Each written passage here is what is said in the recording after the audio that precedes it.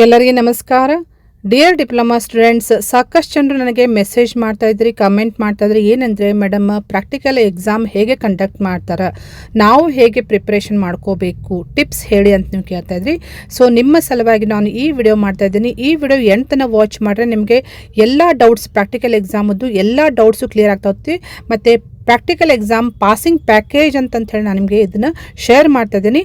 ಇದನ್ನು ಎಂಡ್ ತನಕ ವಾಚ್ ಮಾಡಿ, ಬಹಳಷ್ಟು ಹೆಲ್ಪ್ ಆಗ್ತೈತೆ. ಓಕೆ, ಮತ್ತು ಇದೇ ರೀತಿ ಡಿಪ್ಲೊಮಾ ರಿಲೇಟೆಡ್ ಎನಿ ಅಪ್ಡೇಟ್ಸ್ ಇರ್ಬೋದು, ಜಾಬ್ ಇರ್ಬೋದು, ಸ್ಕಾಲರ್ಶಿಪ್ ಇರ್ಬೋದು, ಯಾವುದೇ ರೀತಿ ಅಪ್ಡೇಟ್ಸ್ಗಾಗಿ ಈ ಚಾನಲ್ಗೆ ನೀವು ಸಬ್ಸ್ಕ್ರೈಬ್ ಮಾಡದೆ ಹೋದರೆ ಚಾನಲ್ಗೆ ಸಬ್ಸ್ಕ್ರೈಬ್ ಮಾಡಿಕೊಂಡು press the bell icon for immediate notification. Okay, so ನಿಮಗೆ ಹೇಳಬೇಕಂದ್ರೆ ಫಸ್ಟಿಗೆ lab exam for all branches practical exam ನಿಮ್ಮ ಕಾಲೇಜ್ನಲ್ಲಿನೇ ಕಂಡಕ್ಟ್ ಮಾಡ್ತಾರೆ, ನಿಮ್ಮ ಡಿಪಾರ್ಟ್ಮೆಂಟ್ನಲ್ಲೇ ಕಂಡಕ್ಟ್ ಮಾಡ್ತಾರೆ. ಥಿಯರಿ ಎಕ್ಸಾಮದ್ದು ಸೆಂಟರ್ ಚೇಂಜ್ ಆಗ್ಬೋದು, ಬಟ್ ಪ್ರಾಕ್ಟಿಕಲ್ ಎಕ್ಸಾಮ್ ಮಾತ್ರ ನಿಮ್ಮ ಕಾಲೇಜಿನ ಡಿಪಾರ್ಟ್ಮೆಂಟ್ನಲ್ಲೇ ಕಂಡಕ್ಟ್ ಮಾಡ್ತಾರೆ. ಓಕೆ, ಸೊ ಇನ್ನು ಪ್ರಾಕ್ಟಿಕಲ್ ಎಕ್ಸಾಮ್ ಟೈಮ್ ಟೇಬಲ್ ಹೇಗೆ ಅಂತ ನೀವು ಕೇಳ್ತೀರಿ. So practical exam time table ನಿಮ್ಮ ಡಿಪಾರ್ಟ್ಮೆಂಟ್ನವರನ್ನೇ ಶೇರ್ ಮಾಡ್ತಾರೆ. ಓಕೆ, ಅದು ವಾಟ್ಸಪ್ ಗ್ರೂಪ್ನಲ್ಲಿ ಶೇರ್ ಮಾಡ್ಬೋದು ಅಥವಾ ನಿಮಗೆ ನೋಟಿಸ್ ಬೋರ್ಡ್ನಲ್ಲಿ ಹಚ್ಬೋದು. Okay, so practical exam time table ಕೊಟ್ಟ ತಕ್ಷಣ ನೀವು ನೋಟ್ ಮಾಡ್ಕೋಬೇಕು ಯಾವಾಗ ನಿಮ್ಮದು ಲ್ಯಾಬ್ ಎಕ್ಸಾಮ್ ಇದೆ ಅಂತಂಥೇಳಿ, ಯಾವ ಡೇಟಿಗಿದೆ, ಬ್ಯಾಚ್ ವೈಸ್ ನಿಮಗೆ ಟೈಮಿಂಗ್ ಕೊಟ್ಟಿರ್ತಾರೆ. First batch, second batch, third batch, ಈ ರೀತಿ ಟೈಮಿಂಗ್ ಕೊಟ್ಟಿರ್ತಾರೆ. ಸೊ ನೀವು ಬ್ಯಾಚ್ ವೈಸ್ ನೀವು ಟೈಮ್ ನೋಡಿಕೊಂಡು ಕರೆಕ್ಟಾಗಿ ನೀವು ಅಟೆಂಡ್ ಮಾಡಬೇಕಾಗ್ತದೆ. ಸೊ ನಾನು ನಿಮಗೆ ಸಜೆಸ್ಟ್ ಮಾಡೋದು ಏನಂದರೆ, ಪ್ರಾಕ್ಟಿಕಲ್ ಎಕ್ಸಾಮ್ಗೆ ಬೆಟರ್ ನೀವು 1 ತಾಸಾದರೂ, ಮಿನಿಮಮ್ 1 ತಾಸಾದರೂ ನೀವು ಬೇಗನೆ ಹೋಗಿ ಅಟೆಂಡ್ ಮಾಡಬೇಕು. ಯಾಕಂದರೆ ಒಂದೊಂದು ಸಲ ಅವರು ನಿಮಗೆ ಬೇಗನೆ ಕರಿಬಹುದು, ಪ್ಯಾರಲ್ ಆಗಿ ಕಂಡಕ್ಟ್ ಮಾಡೋದು ಪ್ರಾಕ್ಟಿಕಲ್ ಎಕ್ಸಾಮ್. ಅದಕ್ಕೆ ಆದಷ್ಟು ಬೇಗನೆ ನೀವು ಕಾಲೇಜಿಗೆ ಹೋಗಿ ಪ್ರಿಪ್ರೇಷನ್ ಸ್ಟಾರ್ಟ್ ಮಾಡ್ಕೋಬೇಕು. ಓಕೆ, ಸೊ ನೆಕ್ಸ್ಟ್ ನೀವು ಕ್ವಶನ್ ಮಾಡೋದು ಏನೆಲ್ಲ ನಾವು ಕ್ಯಾರಿ ಮಾಡಬೇಕು ಪ್ರಾಕ್ಟಿಕಲ್ ಎಕ್ಸಾಮಿಗೆ ಅಂಥೇಳಿ. ಸೊ ಪ್ರಾಕ್ಟಿಕಲ್ ಎಕ್ಸಾಮಿಗೆ ನಿಮಗೆ ಹೇಳಬೇಕಂದ್ರೆ lab record first, lab record, next hall ticket ಮತ್ತು ID card. So ID card ನಿಮಗೆ ಕೊಟ್ಟಿರದೆ ಹೋದರೆ ಅಟ್ಲೀಸ್ಟ್ ಆಧಾರ್ ಕಾರ್ಡ್ ಆದ್ರೂ ಐಡೆಂಟಿಟಿ ಪ್ರೂಫ್ ಸಲುವಾಗಿ ಹಾಲ್ ಟಿಕೆಟ್, ID ಕಾರ್ಡ್ ಮತ್ತು ಯೂನಿಫಾರ್ಮ್ನಲ್ಲಿನೇ ನೀವು ಎಕ್ಸಾಮ್ ಅಟೆಂಡ್ ಮಾಡಬೇಕಾಗ್ತೈತಿ. ಅದರ ಜೊತೆಗೆ ಲಂಚ್ ಬಾಕ್ಸ್ ಮತ್ತು ವಾಟರ್ ಬಾಟಲ್ ಕ್ಯಾರಿ ಮಾಡಿರಿ. ಸೊ ಇದು ನಿಮಗೆ ಒಂದೊಂದು ಸಲ ಲೇಟ್ ಆಗ್ಬೋದು, ಒಂದೊಂದು ಸಲ ಬೇಗನೆ ಮುಗಿಬೋದು. ಸೊ ಯಾವುದಕ್ಕೂ ನೀವು ಲಂಚ್ ಬಾಕ್ಸ್ ಮತ್ತು ವಾಟರ್ ಬಾಟಲ್ ಕ್ಯಾರಿ ಮಾಡೋದು ಭಾಳ ಒಳ್ಳೆಯದು. ಓಕೆ, ಸೊ ನೆಕ್ಸ್ಟ್ ಈಗ ನೀವು ಪ್ರಾಕ್ಟಿಕಲ್ ಎಕ್ಸಾಮಿಗೆ ಹೋದಾಗ ನಿಮಗೆ ಹೇಳಬೇಕಂದ್ರೆ ಹೇಗೆ ಎಕ್ಸಾಮ್ ಕಂಡಕ್ಟ್ ಮಾಡ್ತಾರೆ ಅಂಥೇಳಿ ನಿಮಗೆ ನಾನು ಜಸ್ಟ್ ಹೇಳ್ತಾ ಹೋಗ್ತೀನಿ. ಮೇನ್ಲಿ ಪ್ರಾಕ್ಟಿಕಲ್ ಎಕ್ಸಾಮಿಗೆ ಈಚ್ ಪ್ರಾಕ್ಟಿಕಲಿಗೆ ಇಬ್ಬರು ಎಕ್ಸಾಮ್ನರ್ಸ್ ಇರ್ತಾರೆ. ಒಬ್ಬರು ಇಂಟರ್ನಲ್ ಇರ್ತಾರೆ, ಒಬ್ಬರು ಎಕ್ಸ್ಟರ್ನಲ್ ಎಕ್ಸಾಮ್ನರ್ ಇರ್ತಾರೆ.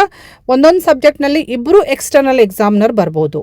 ಓಕೆ, ಸೊ ನೀವು ಪ್ರಾಕ್ಟಿಕಲ್ ಎಕ್ಸಾಮಿಗೆ ಹೋದಾಗ ಫಸ್ಟ್ ನೀವು ಏನೆಲ್ಲ ಪ್ರಿಪ್ರೇಷನ್ ಮಾಡ್ಕೋಬೇಕು ಹೇಳಿ ನಾನು ನಿಮಗೆ ಹೇಳ್ತಾ ಹೋಗ್ತೀನಿ.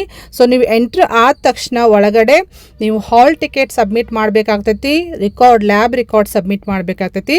ನಿಮಗೆ ಆನ್ಸರ್ ಬುಕ್ಲೆಟ್ ನಿಮಗೆ ಪಿಕ್ ಮಾಡ್ಲಿಕ್ಕೆ ಹೇಳ್ತಾರೆ, ಅಥವಾ ಲಾಟ್ ಟೈಪ್ ಅಂದರೆ ಪಿಕ್ ಮಾಡಲಿಕ್ಕೆ ಕ್ವಶನ್ ನಂಬರ್ ಲಾಟ್ ಮಾಡಿರ್ತಾರೆ. ಅದ್ರ ಪ್ರಕಾರ ನೀವು ಪಿಕ್ ಮಾಡ್ಕೋಬಹುದು. ರ್ಯಾಂಡಮ್ ಆಗಿ ನಿಮಗೆ ಯಾವುದು ಕ್ವಶನ್ ಬರಬಹುದು. ಓಕೆ, ಸೊ ಫಾರ್ ಎಕ್ಸಾಂಪಲ್ ನಿಮಗೆ ಒಂದು ಆನ್ಸರ್ ಬುಕ್ಲೆಟ್ ಯಾವ ರೀತಿ ಇರ್ತೈತಿ ಪ್ರಾಕ್ಟಿಕಲ್ ಎಕ್ಸಾಮ್ದು ಹೇಳಿ ನಿಮ್ಗೆ ಇಲ್ಲಿ ತೋರಿಸ್ತೀನಿ.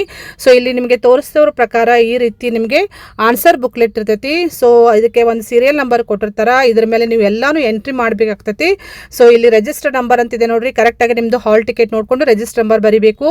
ಮತ್ತು ಯಾವ ಸೆಮಿಸ್ಟರ್, ನೀವು ಫಸ್ಟ್ ಸೆಮಿಸ್ಟರ್ ಇದ್ದರೆ ಫಸ್ಟ್ ಅಂತ ಹಾಕ್ರಿ, ಥರ್ಡ್ ಸೆಮಿಸ್ಟರ್ ಇದ್ದರೆ ಥರ್ಡ್ ಅಂತ ಹಾಕ್ರಿ.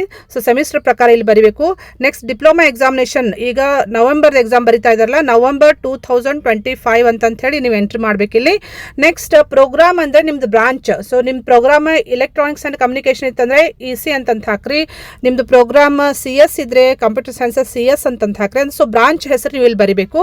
ನೆಕ್ಸ್ಟ್ ಕೋರ್ಸ್ ಅಂದರೆ ಸಬ್ಜೆಕ್ಟ್ ಯಾವುದು, ಪ್ರಾಕ್ಟಿಕಲ್ ಎಕ್ಸಾಮ್ ನೀವು ಯಾವ್ದು ಬರೀತಿರ್ತಲ್ಲ ಆ ಸಬ್ಜೆಕ್ಟ್ ನೀವು ಬರೀಬೇಕಾಗುತ್ತೆ. ಸೊ ಫಾರ್ ಎಕ್ಸಾಂಪಲ್ ಸಪೋಸ್ ನಿಮ್ಮದು ಪ್ರಾಕ್ಟಿಕಲ್ ಎಕ್ಸಾಮ್ FEEE ಲ್ಯಾಬ್ ಇತ್ತಂದರೆ ಇಲ್ಲಿ ನೀವು FEEE ಲ್ಯಾಬ್ ಅಂತ ಹೇಳಿ ಬರೀಬೇಕು. ಓಕೆ, ಸೊ ನೆಕ್ಸ್ಟ್ ಇದು ಅದೇ ರೀತಿ IT ಸ್ಕಿಲ್ಸ್ ಇದ್ರೆ IT ಸ್ಕಿಲ್ಸ್ ಅಂತ ಹಾಕ್ತೀನಿ. ಸೊ ನಿಮ್ಮ ಸಬ್ಜೆಕ್ಟ್ ಯಾವುದಿದೆಲ್ಲ ಎಕ್ಸಾಮ್ ಅದರದ್ದು ಬರೀಬೇಕು.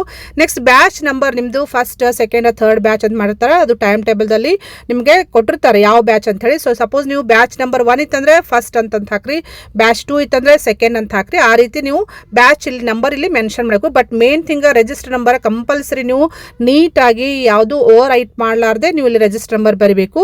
ನೆಕ್ಸ್ಟ್ ಇಲ್ಲಿ ಸ್ಕೀಮ್ ಆಫ್ ವ್ಯಾಲ್ಯೂಯೇಷನ್ ಅಂತ ಇದೆ ನೋಡ್ರಿ. ಸೊ ಸ್ಕೀಮ್ ಆಫ್ ವ್ಯಾಲ್ಯೂಯೇಷನ್ ಅಂತ ಹೇಳಿ ಇಲ್ಲಿ ನೀವು ಇಲ್ಲಿ ಆ್ಯಕ್ಚುಲಿ ಅವರು ಬರ್ದಿರ್ತಾರೆ ಅಲ್ಲಿ ಬೋರ್ಡ್ ಮೇಲೆ ಅಥವಾ ಡಿಕ್ಟೇಟ್ ಮಾಡ್ಬೋದು. ಸೊ ಅದು ಸ್ಕೀಮ್ ಆಫ್ ವ್ಯಾಲ್ಯೂಷನ್ ನೀವು ಇಲ್ಲಿ ಬರಿಬೇಕಾಗ್ತೈತಿ. ಸೊ ಫಾರ್ ಎಕ್ಸಾಂಪಲ್ FEEE ಲ್ಯಾಬಿಗೆ ನಾನು ನಿಮಗೆ ಹೇಳಬೇಕಂದ್ರೆ, ಸೊ FEEE ಲ್ಯಾಬ್ನಲ್ಲಿ ನಿಮಗೆ ಸ್ಕೀಮ್ ಆಫ್ ವ್ಯಾಲ್ಯೂಷನ್ ಯಾವ ರೀತಿ ಇದೆ ಅಂತಂದರೆ, ನಿಮ್ಮ ಸಿಲೆಬಸ್ನಲ್ಲಿ ಕೊಟ್ಟಿದ ಪ್ರಕಾರ ಅಥವಾ ನಿಮಗೆ ಪ್ರಾಕ್ಟಿಕಲ್ ಎಕ್ಸಾಮ್ ತೊಗೊಂಡಿರ್ತಾರಲ್ಲ, ಲ್ಯಾಬ್ ಟೆಸ್ಟ್ ಇಂಟರ್ನಲ್ ತೊಗೊಂಡಾಗ ನಿಮಗೆ ಸ್ಕೀಮ್ ಆಫ್ ವ್ಯಾಲ್ಯೂಷನ್ ಬಗ್ಗೆ ಮಾಹಿತಿ ಕೊಟ್ಟಿರ್ತಾರೆ ಅವರು ಯಾವ ರೀತಿ ಕಂಡಕ್ಟ್ ಮಾಡ್ತಾರಂತ ಹೇಳಿ. So scheme of valuation first ಇಲ್ಲಿ ಐಡೆಂಟಿಫಿಕೇಶನ್ ಬರ್ತೈತಿ. FEEE ಲ್ಯಾಬ್ನಲ್ಲಿ ಐಡೆಂಟಿಫಿಕೇಶನ್ ಬರೀರಿ ಫಸ್ಟ್. ಸೆಕೆಂಡ್ ರೈಟ್ ಅಪ್ ಅಂತಂತಿದೆ ನೋಡ್ರಿ. ಸೊ ಸೆಕೆಂಡ್ ರೈಟ್ ಅಪ್ ಅಂತಂದು ಬರೀಬೇಕು. ನೆಕ್ಸ್ಟ್ ಆಮೇಲೆ ಥರ್ಡ್ ಒನ್ ಏನು ಬರ್ತದೆ ಅಂದರೆ ಕಂಡಕ್ಷನ್ ಅಂತ ಬರ್ತೈತಿ. ನಿಮಗೆ ಕಂಡಕ್ಷನ್ ಅಂತಂದು ಬರ್ತೈತಿ ಥರ್ಡ್ ಒನ್ FEEE ಲ್ಯಾಬ್ನಲ್ಲಿ ನೋಡಿದ್ರೆ ನಿಮ್ಗೆ ಗೊತ್ತಾಗ್ತೈತಿ. ನೆಕ್ಸ್ಟ್ ಫೋರ್ತ್ ಒನ್ ರಿಸಲ್ಟ್ ಅಂತಂದು ಬರ್ತೈತಿ. ರಿಸಲ್ಟ್ ಅಂತಂದು ಬರಿಬೇಕಿಲ್ಲಿ. Next fifth one viva. So viva. So ಇವೆಲ್ಲ ನಿಮಗೆ ಸ್ಕೀಮ್ ಆಫ್ ವ್ಯಾಲ್ಯೂಷನ್ ಬರ್ತೈತಿ. So each carries definite marks here. So ಪ್ರತಿಯೊಂದಕ್ಕೂ ಸೊ ಸಪೋಸ್ ಹಿಯರ್ ಐಡೆಂಟಿಫಿಕೇಶನ್ ಅಂತಂತ ಹೇಳಿದರೆ ಐಡೆಂಟಿಫಿಕೇಷನ್ಗೆ ಎಷ್ಟು ಮಾರ್ಕ್ಸ್ ಇರ್ತೈತೆ ಅಂದರೆ ಐಡೆಂಟಿಫಿಕೇಷನ್ಗೆ FEEE ಲ್ಯಾಬ್ನಲ್ಲಿ ಐಡೆಂಟಿಫಿಕೇಷನ್ಗೆ 5 ಮಾರ್ಕ್ಸ್ ಅಂತ ಇದೆ ನೋಡಿ. ಇಲ್ಲಿ ಮ್ಯಾಕ್ಸಿಮಮ್ ಮಾರ್ಕ್ಸ್ ಅಂತಿದೆಯಲ್ಲ ಅಲ್ಲಿ ಬರಿಬೇಕು ನೀವು 5 ಮಾರ್ಕ್ಸ್ ಅಂತ ಹೇಳಿ. ನೆಕ್ಸ್ಟ್ ರೈಟ್ ಅಪ್ಪಿಗೆ ಸೆಕೆಂಡ್ ಒನ್ ರೈಟ್ ಅಪ್ಪಿಗೆ ಎಷ್ಟು ಮಾರ್ಕ್ಸ್ ಇದೆ ಅಂದರೆ, ಸೊ ರೈಟ್ ಅಪ್ಪಿಗೆ I think it is 12 marks. So 12 marks ಅಂತ ಹೇಳಿ ಬರಿಬೇಕಿಲ್ಲಿ ಮ್ಯಾಕ್ಸಿಮಮ್ ಮಾರ್ಕ್ಸ್ನಲ್ಲಿ. ನೆಕ್ಸ್ಟ್ ಥರ್ಡ್ ಒನ್ ಕಂಡಕ್ಷನ್ ಅಂತಿದೆ, ಅದಕ್ಕೆ 18 ಮಾರ್ಕ್ಸ್ ಇದೆ FEEE ಲ್ಯಾಬ್ನಲ್ಲಿ. ನೆಕ್ಸ್ಟ್ ಫೋರ್ತ್ ಒನ್ ರಿಸಲ್ಟ್ಗೆ ಮೋಸ್ಟ್ಲಿ 5 ಮಾರ್ಕ್ಸ್ ಇದೆ.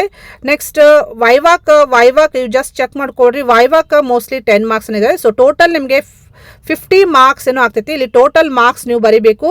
ಸೊ ಟೋಟಲ್ 50 ಮಾರ್ಕ್ಸ್ಗೆ ನಿಮಗೆ ಎಕ್ಸಾಮ್ ಕಂಡಕ್ಟ್ ಮಾಡೋದು. That is for first year students. C25 ಸಿಲೆಬಸ್ನಲ್ಲಿ ಯಾರು ಸ್ಟಡಿ ಮಾಡ್ತಾ ಇದ್ದಿರಲ್ಲ ಫಸ್ಟ್ ಇಯರ್ ಸ್ಟೂಡೆಂಟ್ಸ್ಗೆ 50 ಮಾರ್ಕ್ಸ್ಗೆ ನಿಮಗೆ ಪ್ರಾಕ್ಟಿಕಲ್ ಎಕ್ಸಾಮ್ ಕಂಡಕ್ಟ್ ಮಾಡ್ತಾರೆ. ಇದು ನಿಮ್ಮ ಸ್ಕೀಮ್ ಆಫ್ ವ್ಯಾಲ್ಯೂಯೇಷನ್ ಪ್ರಕಾರನೇ ಕಂಡಕ್ಟ್ ಮಾಡ್ತಾರೆ. ಅದಕ್ಕೆ ನಿಮ್ಮ ಸಿಲೆಬಸ್ನಲ್ಲಿ ಯಾವುದೇ ಸಬ್ಜೆಕ್ಟ್ ಇರ್ಬೋದು, FEEE ಇರ್ಬೋದು, IT ಸ್ಕಿಲ್ಸ್ ಇರ್ಬೋದು, CAD ಲ್ಯಾಬ್ ಇರ್ಬೋದು, ಯಾವುದೇ ಸಬ್ಜೆಕ್ಟ್ ಇದ್ರೂ ನೀವು ಸ್ಕೀಮ್ ಆಫ್ ವ್ಯಾಲ್ಯೂಯೇಷನ್ ನಿಮ್ಮ ಸಿಲೆಬಸ್ನಲ್ಲಿ ಮೆನ್ಷನ್ ಮಾಡಿರೋ ಪ್ರಕಾರ ಮ್ಯಾಕ್ಸಿಮಮ್ ಮಾರ್ಕ್ಸ್ ನೋಡಿಕೊಂಡು ಇದ್ರ ಪ್ರಕಾರ ನೀವು ಇಲ್ಲಿ ಬರಿಬೇಕಾಗ್ತೈತಿ. ಇದ್ರ ಪ್ರಕಾರ ನೀವು ಕಂಡಕ್ಟ್ ಮಾಡಬೇಕಾಗ್ತೈತಿ. ಓಕೆ, ಇಲ್ಲಿ ನಿಮಗೆ ಕ್ವಶನ್ ನಂಬರ್ ಬರ್ದಿರ್ತಾರೆ. ಸಪೋಸ್ ಇಲ್ಲಿ ಲ್ಯಾಬ್ ಎಕ್ಸಾಮ್ನಲ್ಲಿ ನಿಮಗೆ ಯಾವ ಕ್ವಶನ್ ಬರ್ತೈತಲ್ಲ ಅಂದ್ರೆ ನೀವು ಪಿಕ್ ಮಾಡ್ತಿರಲ್ಲ, ಇಲ್ಲಿ ಕ್ವಶನ್ ನಂಬರ್ ಅವರೇ ಬರ್ದಿರ್ತಾರ ಅಥವಾ ನಿಮಗೆ ಹೇಳ್ತಾರೆ ಅವ್ರು ಯಾವ ಕ್ವಶನ್ ಬರ್ಕೋಬಹುದು. ಅಂದರೆ ಲಾಟ್ರಿ ಸಿಸ್ಟಮ್ ಮಾಡಿರ್ತಾರಲ್ಲ ಆ ಟೈಪ್. ಸಪೋಸ್ ನಿಮಗೆ ಸೆಕೆಂಡ್ ಕ್ವಶನ್ ಇತ್ತಂದ್ರೆ ಸೆಕೆಂಡ್ ಅಂತಂದು ಬಂದಿರ್ತೈತಿ. ಸಪೋಸ್ ನಿಮ್ಮದು 5th ಕ್ವಶನ್ನು ಬರ್ಬೋದು. ಸೊ ಯಾವುದು ಕ್ವಶನ್ ಇಲ್ಲಿ ಬರ್ದಿರ್ತಾರಲ್ಲಿ.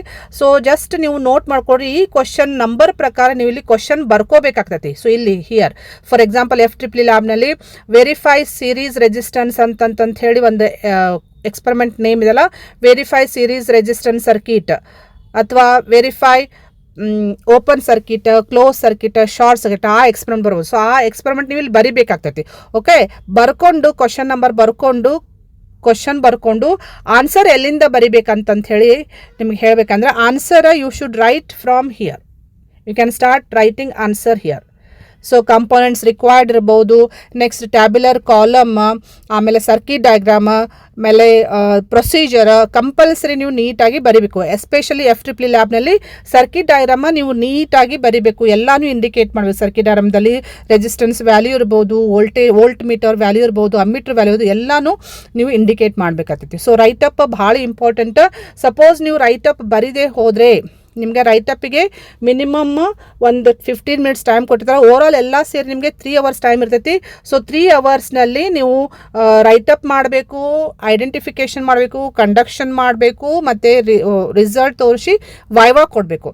ಸಪೋಸ್ ನೀವು ರೈಟ್ ಅಪ್ ಬರೀದೇ ಹೋದರೆ ಬ್ಲ್ಯಾಂಕ್ ಶೀಟ್ ಕೊಟ್ಟರೆ ನೀವು ಡೈರೆಕ್ಟಾಗಿ ಫೇಲ್ ಆಗ್ತೀರಿ.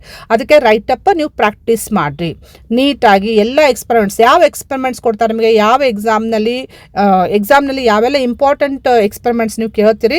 ಇಂಪಾರ್ಟೆಂಟ್ ಎಕ್ಸ್ಪೆರಿಮೆಂಟ್ಸ್ ಯಾವಂದರೆ ನೀವು ಲ್ಯಾಬ್ ರೆಕಾರ್ಡ್ನಲ್ಲಿ ಪ್ರಾಕ್ಟೀಸ್ ಎಕ್ಸ್ಪೆರಿಮೆಂಟ್ಸ್ ಏನು ಬರ್ದಿರ್ತಿರಲ್ಲ, ಏನು ಪ್ರಾಕ್ಟೀಸ್ ಮಾಡಿರ್ತೀವಿ ಲ್ಯಾಬ್ನಲ್ಲಿ ಅವೆಲ್ಲನೂ ಇಂಪಾರ್ಟೆಂಟೇ ಎಕ್ಸ್ಪೆರಿಮೆಂಟ್ಸ್. ಸೊ ಇಂಡೆಕ್ಸ್ನಲ್ಲಿ ನೀವು ಎಕ್ಸ್ಪೆರಿಮೆಂಟ್ಸ್ ಏನು ನೋಟ್ ಮಾಡಿರ್ತಿರಲ್ಲ ಅವೇ ಎಕ್ಸ್ಪೆರಿಮೆಂಟ್ಸ್ ನಿಮಗೆ ಎಕ್ಸಾಮ್ನಲ್ಲಿ ಕೇಳ್ತಾರೆ. ಸೊ ಅವೆಲ್ಲ ಇಂಪಾರ್ಟೆಂಟ್. ಸೊ ಯಾವುದು ಒಂದಾದರೂ ಕೇಳ್ಬೋದು. ಸ್ಕೀಮ್ ಆಫ್ ವ್ಯಾಲ್ಯೂಯೇಷನ್ ಪ್ರಕಾರ 1 ಕ್ವಶನ್ ಬರ್ಬೋದು ಅಥವಾ 2 ಬರ್ಬೋದು, ಪಾರ್ಟ್ ಎ ಪಾರ್ಟ್ ಬಿ ಅಂತಂತೇಳಿ. ಸೊ ಅದು it all depends on the subject. Okay, so scheme of valuation first ತಿಳ್ಕೊಳ್ಳಿ. ಸ್ಕೀಮ್ ಆಫ್ ವ್ಯಾಲ್ಯೂಯೇಷನ್ ಪ್ರಕಾರನೇ ಅವ್ರು ನಿಮಗೆ ಎಕ್ಸಾಮ್ ತೊಗೊತಾರೆ.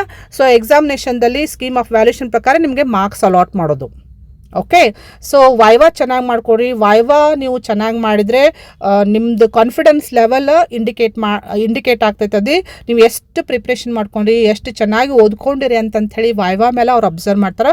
ವೈವಾ ಚೆನ್ನಾಗಿ ಮಾಡಿದ್ರೆ ನೀವು ಈಸಿಲಿ ಸ್ಕೋರ್ ಮಾಡ್ತೀರ. ಔಟ್ ಆಫ್ ಔಟು ನಿಮಗೆ ಸಿಗುವಂಥ ಚಾನ್ಸಸ್ ಇರ್ತವೆ. ಸೊ ಪಾಸಿಂಗ್ ಅಂತೂ ಭಾಳ ಈಸಿ ಇದೆ.